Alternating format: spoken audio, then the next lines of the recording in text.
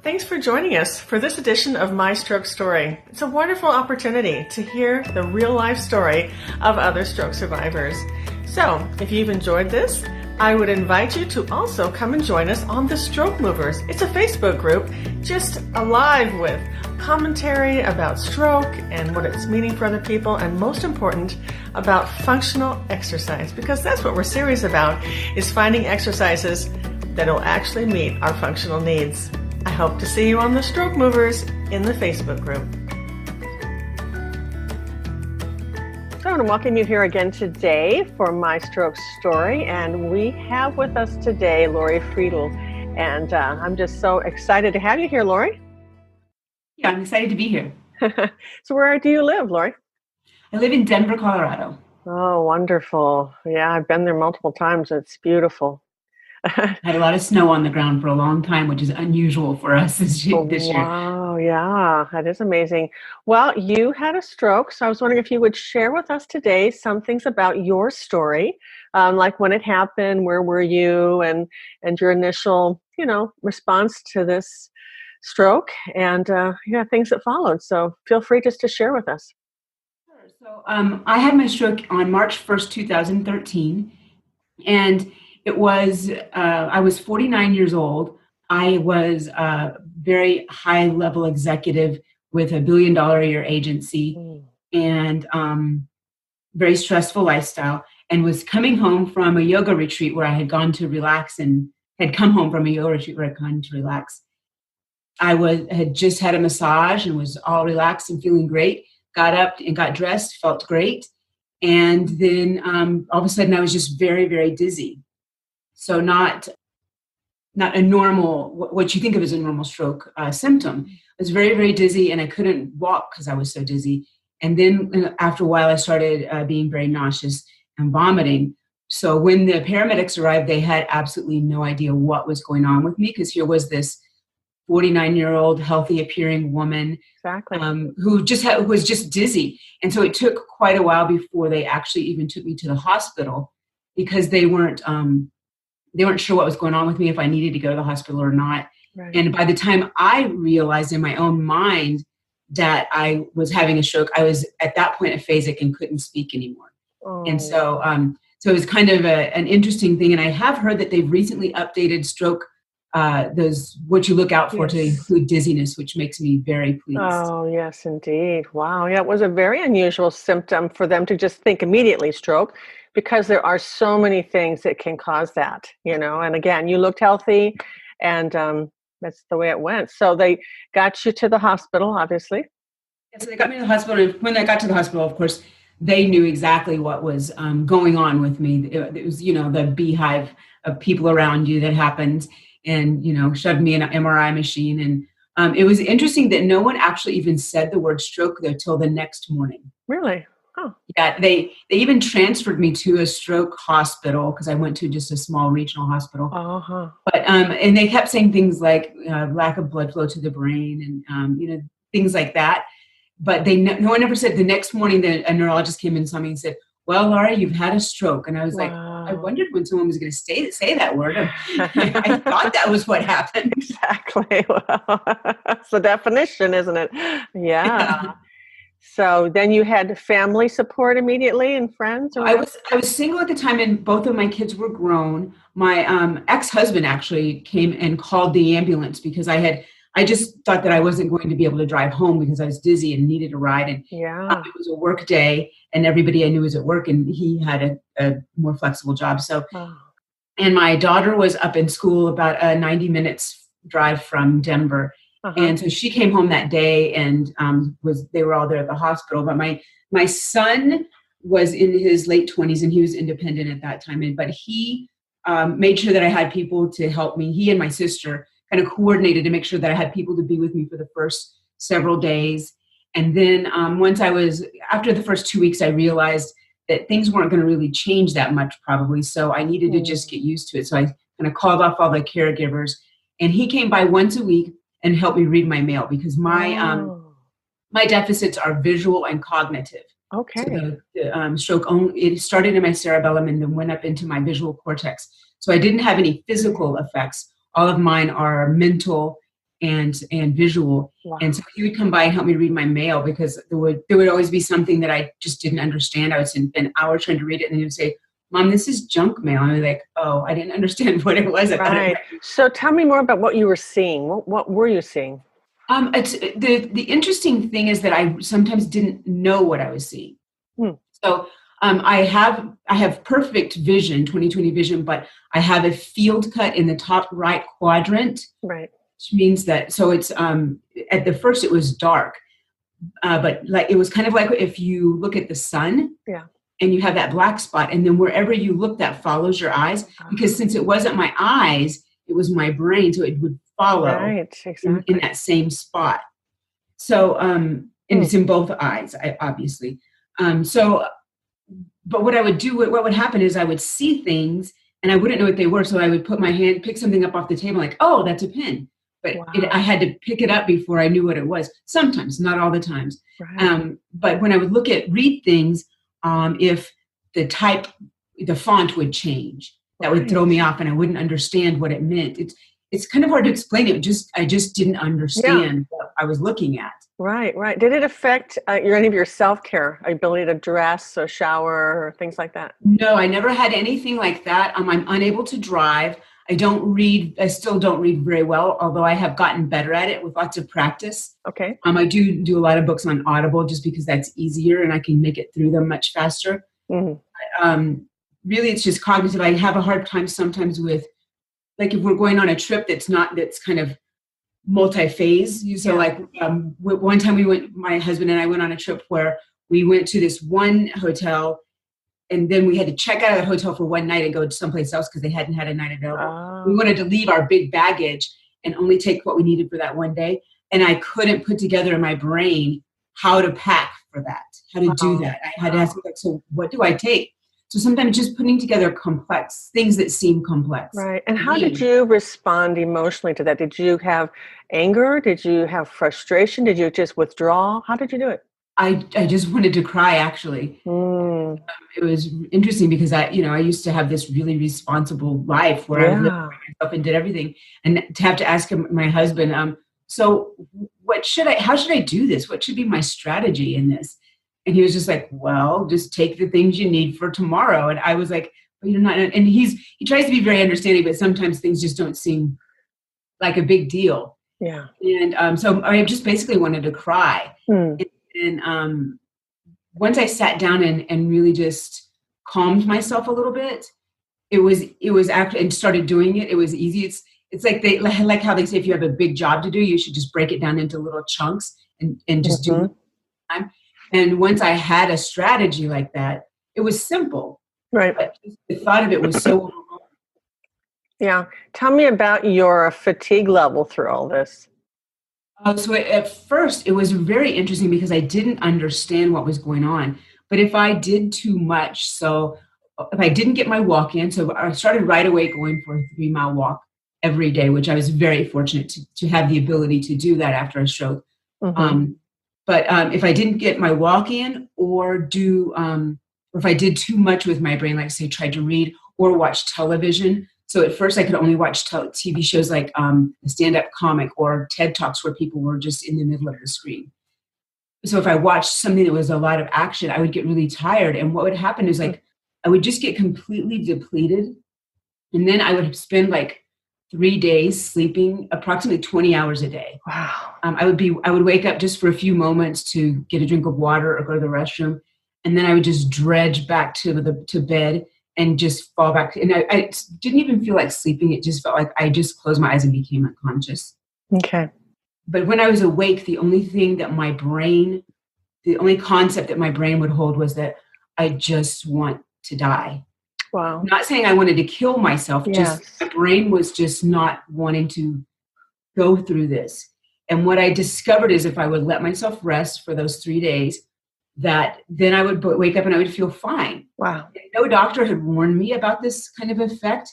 And so when I got a new neurologist and I went into my neurologist and I said, I don't understand what happens. And do you think I'm depressed? And he said, no, when your brain gets depleted, it doesn't have any choice. It doesn't have anything else it can do. Yeah.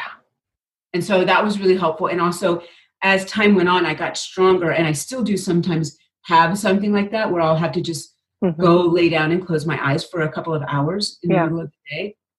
But I know now what's happening, so I don't let those feelings bother me if they come, or unless they come, the feeling of I want to die doesn't come hardly ever anymore. So just my message to people is like, just stick with it and watch your energy depletion, and you can get through it, because it's very terrifying. And I've heard from other people with brain injuries of all sorts that they have that same symptom and no one has ever told them. No doctor has ever told them. Well, I would imagine that as that first started, you know, I mean, you're going through it for the first time and you're getting all that sense of depletion, and you're finding day 1, you did the 20 hours, day 2, you did the 20 hours, and you maybe just start telling yourself, is this ever going to end?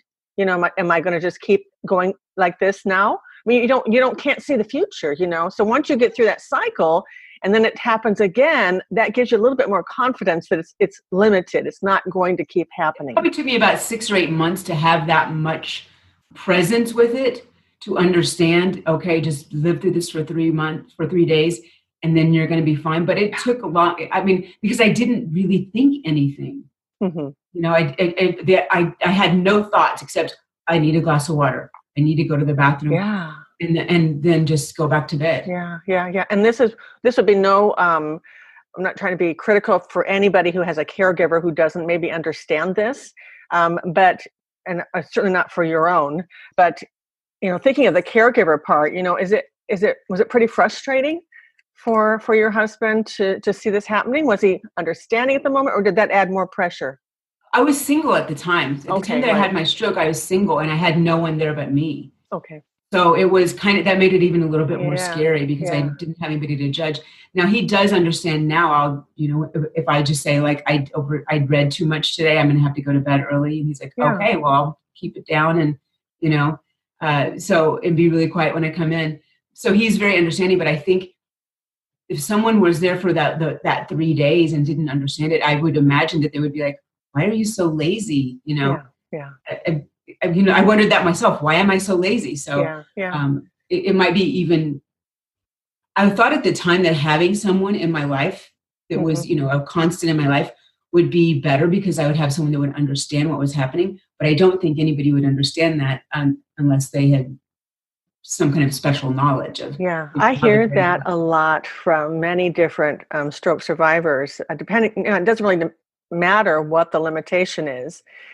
It's really understanding that you are experiencing this from the inside out, and nobody on the outside can feel it the way you feel it, know it the way you know it.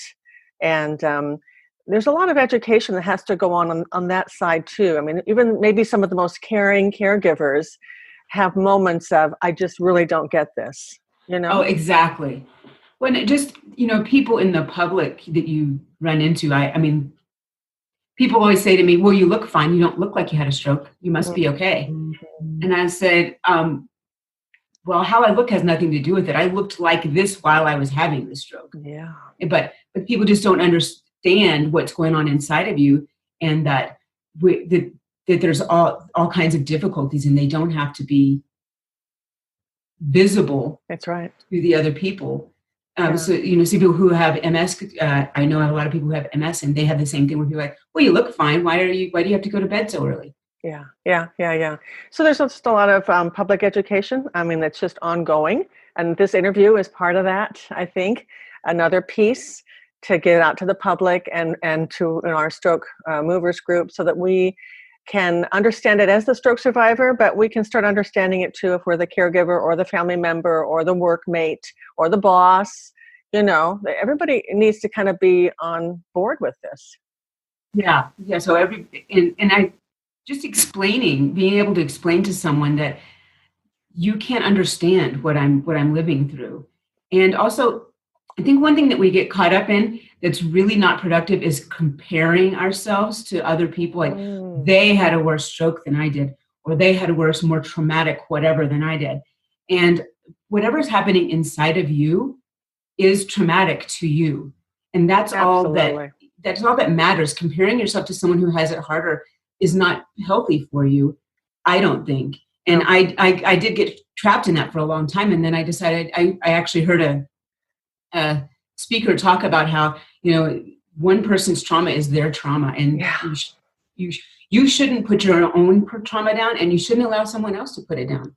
No. And just say, like, well, you don't know what I experienced, and I'm sorry that you experienced something that is very, very difficult. Yeah. I mean, and the truth is, even among stroke survivors, you could have someone that has very visible limitations who's actually, I'm not saying fine with it, but they've learned, or maybe they're further down the road or whatever, and then they meet somebody who's looks like they have a lesser situation of challenge, and they could become critical too. I mean, anybody can become critical, in this whole scenario, so you were that's very good. Think about yourself, just know that you're going through your own trauma and accept that for other people as well. But there's also the idea of what kind of encouragement, though. I mean, and there's that point of accepting something, this is happening in your life, but what about encouragement? How can a caregiver encourage, or how can you encourage yourself through this? So one of the things that I've come to realize is that people get this fear reaction when they're dealing with someone that they don't know. They don't know what's going on. They don't know what to say. They don't know what to do. And it's just because our brain is a prediction machine, and our brain wants to know what's going to happen next. So it wants to say, okay, I'm going to say this to them, and they're going to say that. And what happens a lot of times is people, when they're trying to be encouraging or good to the other person, basically deny them the fact that they're going through something. So that's why they say things like, well, you look fine, or I'm sure you're going to get better. I'm sure everything's better every day, because they want to express something that normalizes your situation for them. And so what my thought is that when you as a caregiver or a friend of someone who's had this, think about them. Don't say, know that it's not helpful to say things like, oh, well, it's going to be fine. Or, oh, you seem better. You seem fine now. Because what you're doing is you're trying to normalize, and it's because you're afraid and you don't know what to say. And it's okay to not know what to say. Mm-hmm. It's okay to just say, I'm sorry. I'm sorry you're experiencing this. You don't have to, you don't have to nothing you say is going to make it better. And the other thing I hear people say is like, I don't want to talk about that to them because I don't want to remind them. Well, there's not a day that goes by that I don't remember that I can't drive or read well. You saying, oh, I'm sorry that happened to you. I'm sorry you had a stroke, or I'm sorry that you're unable to drive. That must be inconvenient. That's not going to remind me that, I remember it all the time. So what it does, you don't need to bring it up if it's unnatural. Yeah. But if it's a natural thing to talk about, and you deny the person the fact that they have that, you are kind of just glossing over it and saying, oh, well, you don't have any problems. And also the other thing that people do is they compare. So like I say, oh, I can't really see well. And someone will say, oh yeah, well, I'm getting older. I have to wear reading glasses all the time.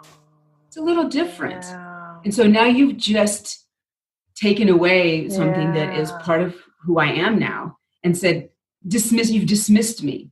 Yeah. And I don't need you to say, oh, that's so terrible. Oh, but don't tell me that what has been new from the moment I had the stroke is something that everybody has. Yeah. I'm a cancer survivor, and I was a part of a cancer support group. And it was true. Anything that anyone is going through, the words that are spoken to us can be very meaningful, and people just aren't thinking. So from our perspective, we do have to be understanding, obviously, but the things that you just think, I can't believe this person said that, oh, I have this cancer. Oh, my Aunt Sally had that, and she must have passed away about 3 years ago, or something like that. It's like, that wasn't very helpful, Yeah.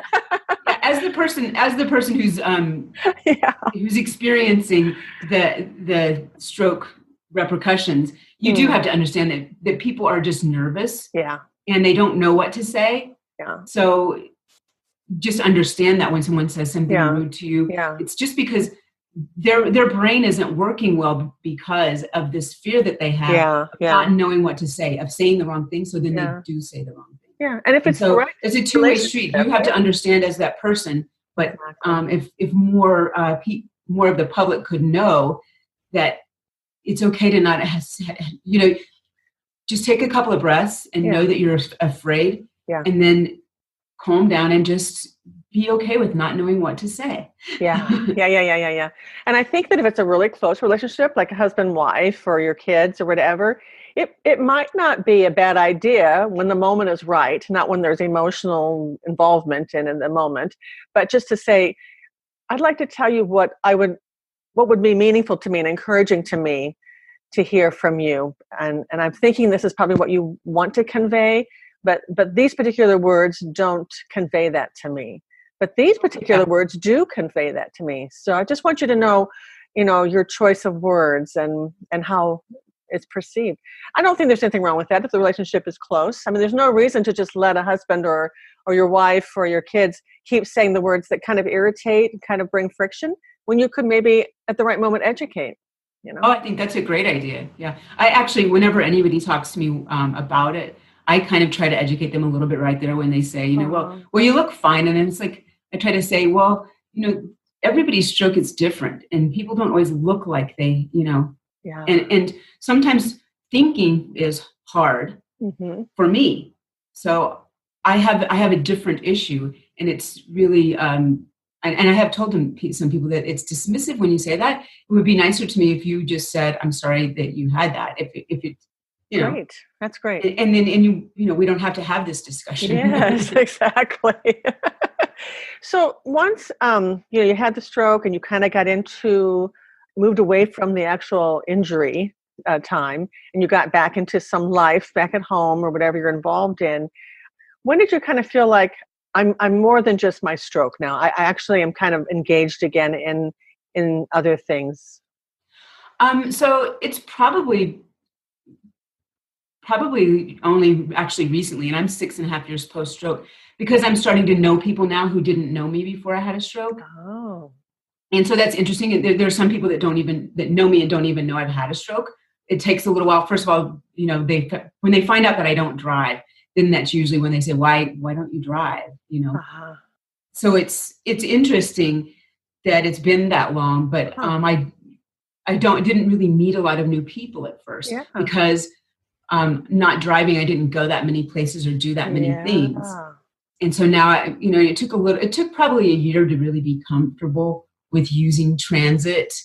And, because sometimes I get on the wrong bus or I go the wrong way or whatever. Mm-hmm. So I really feel like I have my new normal life again now in the last maybe year or so. Okay. Right. So it took me 5.5 years to really feel completely, different stages of that came in, but now I feel completely like this is my new life and I'm just me. I'm not Laurie, this woman who had a stroke. Yeah. Do you have dreams or aspirations or maybe you already are doing some kind of work, or is that what about the work? Because obviously you mentioned that you had this very intensive job before, very responsible job, and you obviously must have liked that kind of work. So how are you at? Where are you at now with that? Well, I had to retire from my job because I just don't have the mental clarity to do a job like that. Also, the stress was quite dangerous to me, obviously. Yeah. So a couple of years ago, I started writing a book, and I actually launched that this year. It's called My Lucky Stroke: One Woman's Journey to Manifesting an Ideal Life. Wonderful. So it's about how we get what we need in life. Sometimes it doesn't come in a package that we like. And if we can learn to have gratitude, then we can live an ideal life. And I've heard from lots of stroke survivors that actually they've made their life better afterwards because they learned so many lessons through the recovery and getting back into the world. And I truly feel that I would not have left that job until I had a heart attack or died. And so the stroke was kind of a gift to me, just to wake me up and say, you need to get out of the stroke. And based on that book, I'm starting to have people ask me to come do public speaking. Wonderful. And so I'm trying to build a career as a public speaker. Oh, so that's my new thing. I love it. And how meaningful is that? I mean, think of the number of lives that we've already touched and that you will continue to touch. And I just think that's fabulous. Good for you. It's very, very exciting for me. That's wonderful. Great. So there you are in Denver, and you are enjoying the life that you have right now. You're finding new avenues of adventure. And it's just a wonderful story, Laurie. I'm really, really happy to hear it. Well, thank you very much, Karen. Yeah. Why don't you mention the name of your book again so that the listeners will get that? And it is available on Amazon, and it's called My Lucky Stroke, One Woman's Journey to Manifesting an Ideal Life. Wow. I love it. I'm going to be getting that book. Oh, awesome. Thank you. Absolutely. Well, thank you for this time of interview. I'm sure that you have stirred a lot of people's thinking about different things and hopefully given them some ideas on how to kind of deal with some things that they might be dealing with today. So that's wonderful. That's when I started writing the book, I just felt compelled to share the story of hope, that we can get through things that we never thought we could get through and come out the other side with a new normal. Wow. And on that note, I think we will end the interview, but that's a wonderful thought. I hope people will go on thinking about that as we close. So thank you again, and I look forward to having more contact with you in the future. Thank you.